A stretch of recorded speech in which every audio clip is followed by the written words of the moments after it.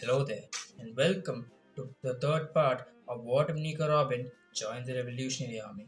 In the previous part, we entered an interesting stage where things finally started unwinding.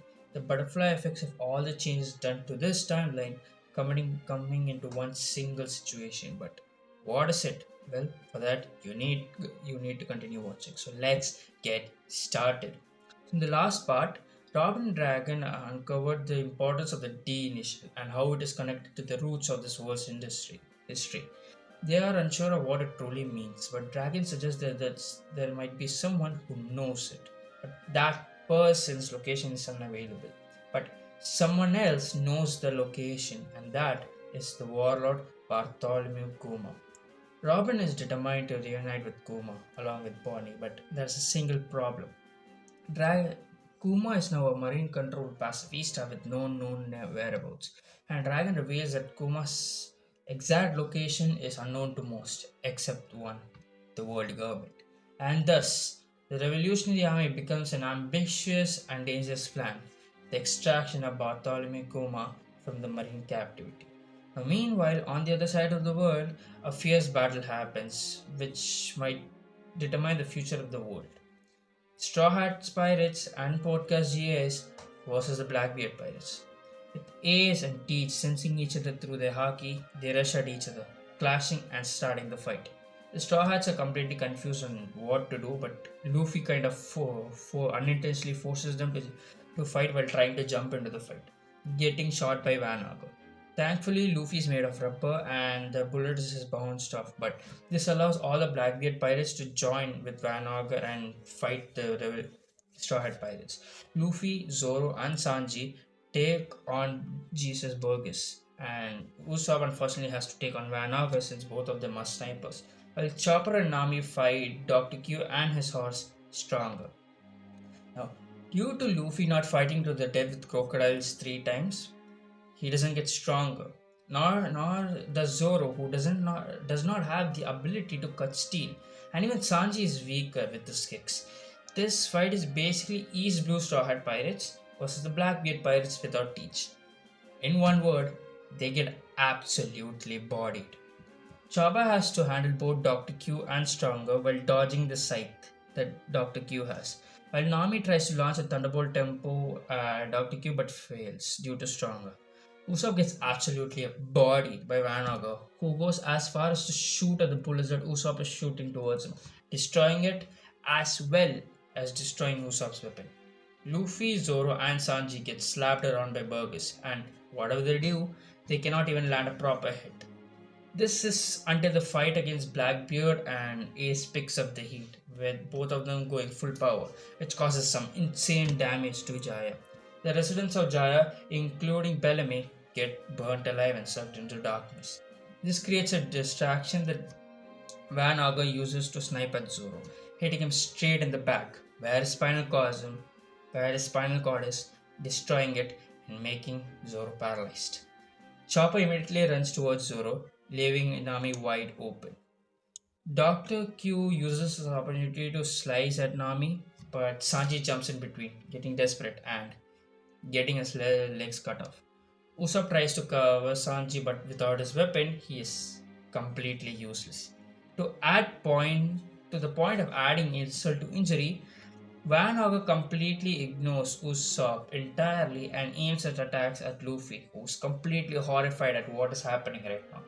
Ace senses Luffy is going to be attacked, and so he abandons the fight with Teach and rushes towards Luffy, covering him and protecting him. But unfortunately, this was a wrong move, and it allows Teach to use his ability Black Hole to suck not Ace but Luffy.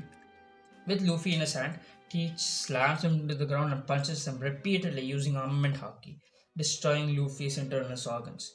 Ace, seeing this, goes into a blind rage and attacks Teach, but this was what Teach wanted. So as he makes Ace come to him and then nullifies his devil fruit, leaving Ace wide open. For bullets to rain down on him from Van Augur, and in front of Luffy, who's almost unconscious, Ace dies. This makes Luffy snap and he finally gets knocked out. But with Crocodile not being defeated this time around, there's no fleece slot in the seven warlords of the sea, meaning Teach won't be aiming for it and would not use Ace as a bargaining chip. So he really does not have a use for Ace other than getting his Devil Fruit. Teach laughs at his victory, assured that he's gonna win. But Chopper, who saw everything go down, decides to risk it all and pop his third Trumble Ball, going to Monster Point. Monster Point Chopper surprises Teach enough for Chopper to land a devastating haymaker into his face, making Blackbeard scream in agony. Bird just jumps to hell, but Chopper swats him away like a bee before resuming to punch Teach. Dr. Q swipes at him with a scythe, but Chopper grabs it with his hand bleeding and breaks the scythe in half. He punches Dr. Q with all of his strength before turning to Teach and being shot multiple times by Warnaga. Chopper shrugs it off a bit, but unfortunately continuously shot and he eventually becomes a pincushion. He staggers to the ground, but before he could stand up, Teach gets up and uses his Devil Fruit power to nullify this form, holding an unconscious Chopper. And before Teach can decide what to do with this random raccoon, he is stuck with a thunderbolt right in his head, making him scream in pain and drop Chopper. And Usopp throws a net that grabs both Luffy and Chopper and drags them back to the ship, where a bleeding Sanji and a paralyzed Zoro are lying. Thankfully, Van Ogre leaves them be as they are too much of a weakling to put any thought into. Going Mary leaves, not knowing that luckily they have Ace's will with them. With Chopper out of commission, Nami and Usopp have to improvise and heal all the injured, especially Zoro and Sanji. Thankfully, through their will, both Sanji and Zoro are able to hold on long enough for Chopper to wake back up and patch them up, at least a little bit. He patches up Luffy, and after a couple of days of wandering into the sea, Luffy finally wakes up. But unfortunately, he receives bad news after bad news. First, the Straw Hat confirmed that his brother died. Second, Zoro cannot walk anymore since he is completely paralyzed due to his spine breaking. Third, Sanji does not have any leg and cannot walk properly. But thankfully, Usopp is able to give him a prosthetic leg for some time. This breaks Luffy, but he tries to hold on, tries to appear tough for his crewmates, who easily see through him. After a couple of days pass, and Luffy finally has tried to process the situation, there needs to be a decision made. What to do now? But that will be answered in the next episode, so tune in for that. This is it for this episode, and I'm happy for you guys to join in this